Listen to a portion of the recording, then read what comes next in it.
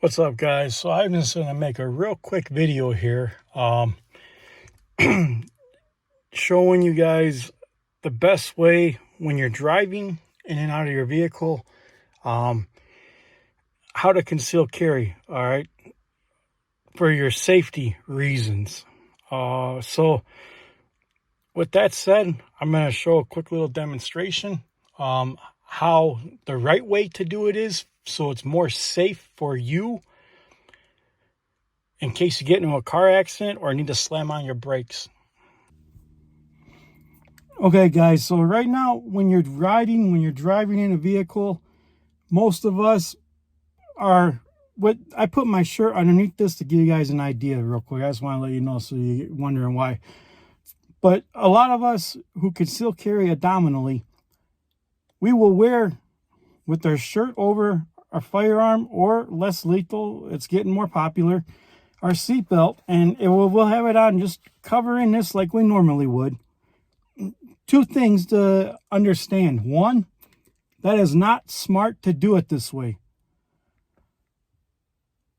because a lot of you don't know this, but it's a proven fact, okay? When you're, especially with a firearm or less lethal, if you're in an accident or got to slam on your brakes, especially if you're on the highway, the seatbelt tightens, it does its job, it's doing what it's supposed to do. At the same time, though, it's taking your firearm or your Byrna and it's pushing it hard up against your internals, causing damage that can potentially kill you with internal bleeding, rupture of certain vital organs and whatnot.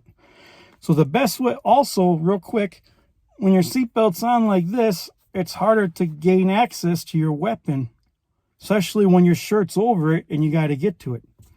Now, there's a simple fix for that, you guys. When you get in your vehicle and you're concealed carrying abdominally, have it with your shirt over it and put the seatbelt behind it. Now you have the ability to draw your firearm safely, or in this case, your Byrna safely, where if you get in an accident, you no longer have this pushing against your internal organs. So practice with that. Practice drawing with it. Dry fire with it at your window. Have fun with it. Hope this helps you guys. Little tip I just learned. Hopefully it helps you guys out there, and more videos to come. I'm going to be showing some fun tactical